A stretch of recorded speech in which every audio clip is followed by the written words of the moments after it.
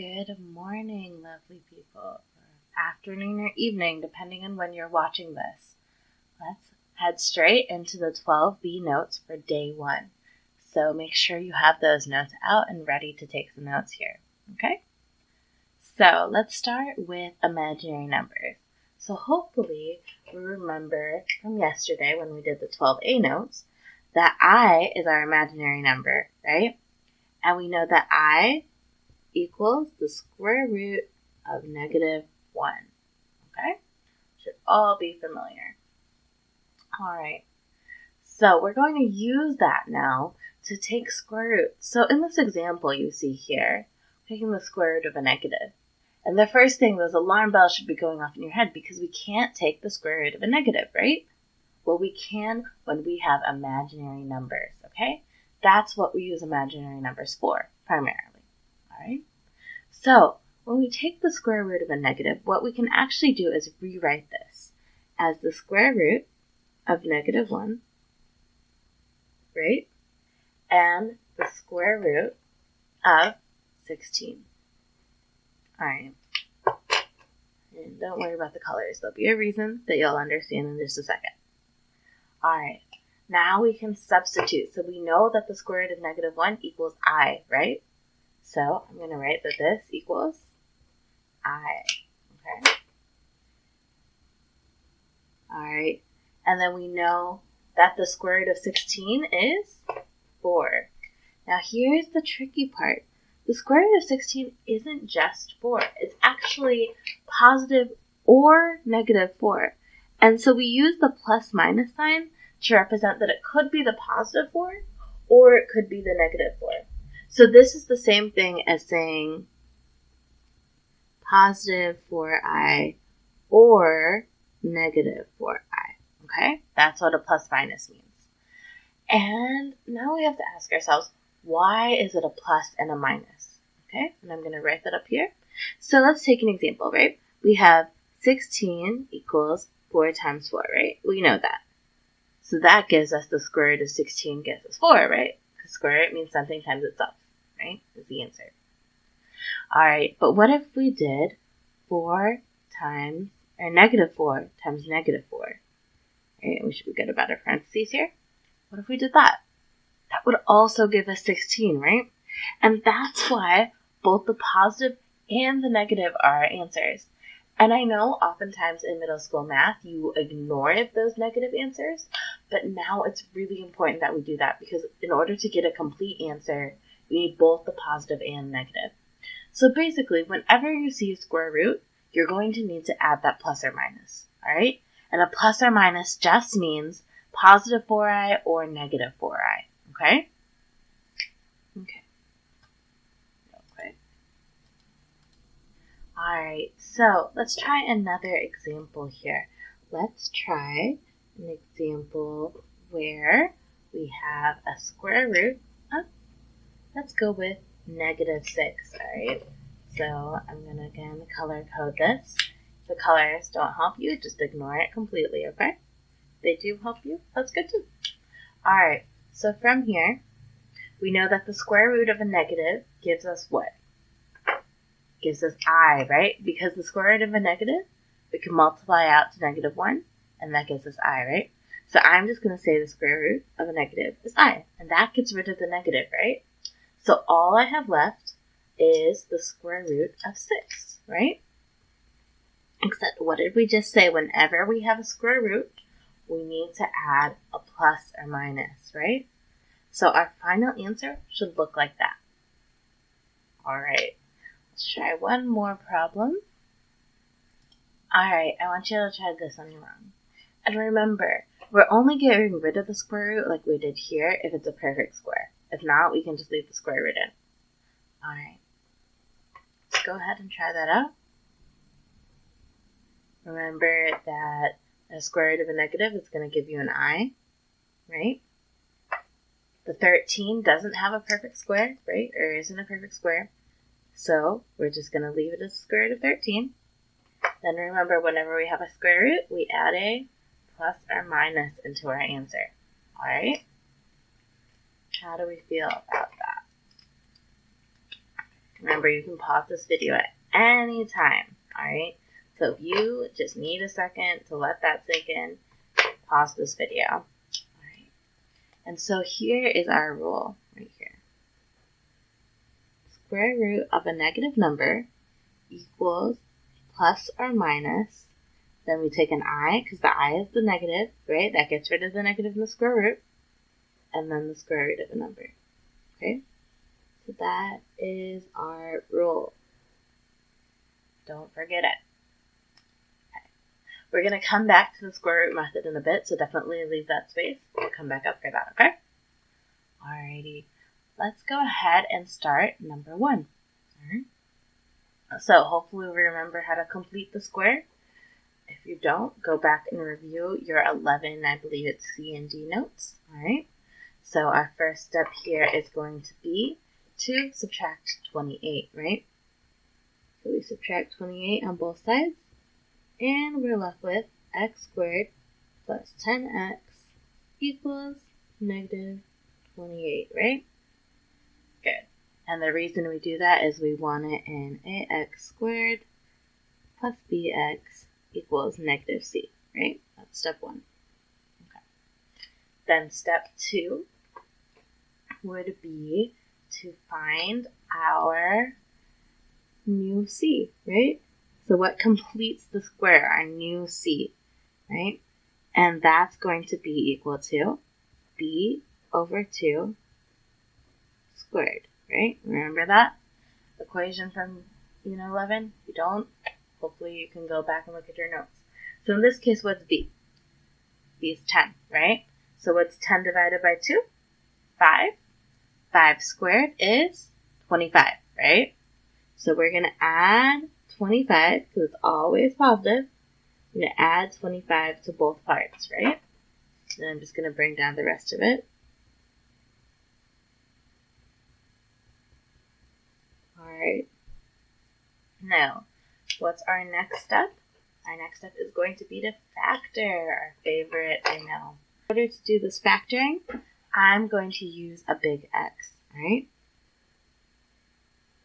Alright, so in this big X, we're going to put our C value up at the top. So C is 25. And we're going to put our B value, which is 10, in the bottom. Now, what are numbers that multiply to 25? 5 and 5, right? And 10 and 1. Or sorry, not 10 and 1. 25 and 1. My bad. Alright. So, which ones of those are going to get us a 10? Well, it's 5 and 5, right? And because it's a positive 10, both of these are going to be positive, right? And whenever we're completing the square, these numbers have to be equal to each other, or we completed the square wrong, okay? So when we factor, that's going to give us x plus 5 times x plus 5, right? Just simple trinomial factoring over here. And then it's going to be equal to, let's combine like terms since we're here, right? And we should get negative 3. Step 4, reorganize. So we're going to rewrite it as x plus 5 squared equals negative 3. See what I did there? Anything times itself is just itself squared, all right? And then from here, we're going to solve, all right? And so in order to solve, how do we get rid of that square? We'll do the opposite. We'll take a square root, right? So we square root both sides, all right? All right, so from here, in order to solve, we're just going to split it into 2 equations, just like we did when we were completing the square before, right? It's x plus 5 equals positive I squared root of 3, and x plus 5 equals negative I squared root of 3, because that's what that plus or minus means, right? Again, this is just how we solve the other completing the square functions, right? And then from here, in order to get x by itself, we're going to subtract 5 on both sides, right? And so we're left with x equals negative 5 plus I square root of 3. And remember that order is because we want the real number first and then the imaginary number, just like we did yesterday. And that's just how all complex numbers have to be, all right? And then over here, we're going to do x equals negative 5 minus I square root of 3. Alright? And so those are your two answers. Easy peasy, right? Lots of steps, to be fair. But it's not necessarily hard. There's just a lot going on, right? And it all should be relatively familiar. The only new step is that we now have this plus or minus and this I right here, right? And even the plus or minus is the same. It's just the I. Alright, so let's try it again. Same steps. So we're going to start by subtracting 41 on both sides, right? And we're going to get x squared plus 12x. These cancel out, equals negative 41, right? So these cancel out too. Good. From here, now we are going to find our new b, right? So we're going to do b divided by 2 squared, right? In this case, b is 12. So 12 divided by 2 squared. 12 divided by 2 is 6. 6 squared is 36. All right? So far, so good? Alright, so we're going to add that 36 on both sides. It's always going to be plus. Alright, and so we're left with, let's bring the rest of it down. X squared plus 12x equals negative 41 plus 36. Alright, now our next step, we are going to factor. Alright, so to factor, we're going to use that big X again. Alright, remember we're trying to find things that multiply to 36 and add to 12. So what multiplies to 36? We have 6 and 6, 1 and 36, 12 and 6, 3, good, and 4 and 9. Can't think of anything else, but all good. Which ones are you going to use? 6 and 6, right? Because that's what gets us to 12. And because it's a positive 12, we're going to have these both be positive. Excellent. So we're going to rewrite our new factored equation as x plus 6. Times x plus 6, right? And that's equal to, let's go ahead and combine these terms since we're here. We know that that's going to give us negative 5. Alright, so there we are. We did our factoring. Now it's time to reorganize. So to reorganize, all we do is say anything times itself is a square. So we'll rewrite it as x plus 6 squared equals, bring down that negative 5. Perfect. Last step. We're going to solve. And again, remember, you can pause this video at any time if I'm going too fast, alright? So, we're going to square root both sides, just like that, alright? And so we're left with x plus 6 equals square root of negative 5. Remember, square root of anything gives us a plus minus. A square root of a negative gives us an I. And then the square root of 5, we can't simplify, right? It's not a perfect square, so we're going to leave it like that. Now let's split it into 2. Alright, so we have x plus 6 equals positive I square root of 5, and x plus 6 equals negative I square root of 5, right? Now, in order to solve this, solving means getting x by itself. We're going to subtract the 6 from both sides, right? Let me cross these out, right? So x is by itself, so we're left with x equals negative 6 plus I square root of 5, and x equals negative 6 minus I square root of 5. And again, both of these are going to be our answers. We want it to have the number first, and then the imaginary one, and then the one with the I. That's why it's in that order. And remember, because this has an I and this doesn't, we can't combine them, right? It would only work for multiplication. So there you have it.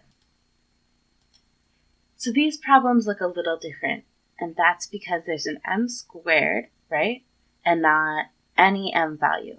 And so what we're going to do here is we're going to write down exactly what method we're going to use. It's called the square root method, and it's a lot less steps than completing the square, all right? So for the square root method, you're going to only use this when you have a form ax squared plus 0x plus c equals 0. Or some form like that, right? Where b equals 0, okay? So that's the important thing. B has to equal 0 in order for this to work. Otherwise, you can't get x squared by itself, and you can't solve. And you'll see that in a second, all right? So, let's do an example. All right, an example would be 4x squared minus 49 equals 0, right? And so here we see that there is no b term. There's nothing with an x, right? All right, so what we can do here is solve. So the first thing we're going to do is we are going to get x by itself. Get x term by itself. All right. So in order to do that, let's move the 49 over first, right? All right, so when we do that, we get 4x squared equals 49. Makes sense? All right, but we also have to get rid of that 4, right? So it's multiplying the x squared right now, so we're going to do the opposite. We're going to divide, and we're left with x squared equals 49 divided by 4, right? Now we have the x squared by itself. Our next step is going to be to get rid of that squared, right? And so to do that, we're going to square root, right? The opposite of a square is a square root, okay? And so we square root both sides, right? So we remember whenever we get a square root, we're going to add a plus or minus, right? There's no negative, so therefore there's no I. And the square root of 49 is 7. And the square root of 4 is 2, right? So that would be our final answer right there. So let's go ahead and try number 3. All right, so here we're going to start by getting x by itself again. So add 17 to both sides. All right. When we do that, we're left with m squared equals, what is that? 81, right? Negative 81. Make sure you watch those signs. All right, so from here, m is all by itself with the exception of that square. So how do we get rid of the square? We square root, right? So we square root both sides, right? And then we're left with m equals, so square root of a negative gives us I. Good. We know a square root always is going to give us a plus or minus, right? And we know the square root of 81 is 9. So we can already put it right in that perfect form, right? And that means we have 2 answers, right? We have a positive and a negative answer. Make sense? Okay, so this would be our final answer. Our answers. Alright? Same general process when we do it over here. Like I said, this is going to be a much shorter problem than completing the square, right? So from here, subtract 8 on both sides, right? And that leaves us with n squared equals negative 36. How do we get rid of that square? We're going to square root. Alright, so we square root on both sides. Square root of n squared gives us n, and that's equal to the square root of negative 36 is, well, the square root of 36 we know is 6, right? We know the square root of a negative is always going to give us an I. And we know any square root is going to give us a plus or minus in our answer. So that is our final answer. Square root of negative 36 is plus or minus 6i. Alrighty. Alright, so for these ones, b does not equal 0. So that means we have to go back to completing the square. What I'm going to do is I'm going to do number 5, and I'm going to ask y'all to do number 6, okay? So for completing the square, remember our first step is to subtract 6 on both sides, right? And so that's going to give us x squared plus 4x equals negative 6, right? And then from here, we're going to find our new c using our b over 2 squared equation, right? And that's something you have to remember. All right, so b in this case is 4, right? So 4 divided by 2 is going to give us 2, right? And then we square it, and we get 4. Makes sense? Super easy. So we're going to add 4 on both sides here. All right, there we go. And our next step is going to be to factor. So we've completed the square. Now let's factor. So in order to factor this, remember nice old big X. Here we go. 4 and 4. What multiplies to 4 and adds to 4? It's going to be positive 2 and positive 2, right? So we're left with x plus 2 times x plus 2 equals Let's combine like terms over here. Negative 6 plus 4 gives us negative 2. Easy peasy. Alright, from here, remember we need to reorganize this. So we're going to rewrite this as x plus 2 squared, right, equals negative 2. And a side note here, this form is what we call what? It's called vertex form. And that's how we were finding those max and mins in our word problems in the last unit, right, in 11D. So this is called vertex form. And you'll understand why I'm talking about it in a minute. That's just a side note, okay? From here, right, we are going to do what? We're going to square root both sides, right? And that's in order to solve this problem, right? We want to get x by itself. So we start with the most out thing, which is a square. To get rid of it, we square root both sides. All right, so we're left with x plus 2, right? Gets rid of the square. Equals, all right, so now we know that the square root of a negative is going to give us an I. Any square root is going to give us a plus minus. But the square root of 2 is not perfect, so we have to leave it inside the square root like that. All right, now we're going to split that into two nice little equations over here. So we have x plus 2 equals positive I square root of 2, and x plus 2 equals negative I square root of 2, right? And then we're just going to solve for x, so that means subtracting 2 on both sides, right? And we're going to have to do that for both. Cancels these out, right? And we're left with x equals negative 2 plus I square root of 2. X equals negative 2 minus I square root of 2. And remember that order is super important, so it has to go real number then imaginary number, okay? Ta-da! We are done. Alright, I want you to go ahead, pause this video, and do number 6. We come back in a couple of seconds, I'll have it done for you. Alright, so how do we do? Hopefully that's the answer we got, and if we didn't, go ahead and check your work, alright? It's never going to hurt to double check your work here, okay? Make sure you get 2 answers, make sure your signs are correct, all the rest, okay? And just so you know, you might see this in the notes or in another place on the internet. Another way to write this answer would be this, right? Because again, everything's the same except that plus or minus, and that's also an okay way.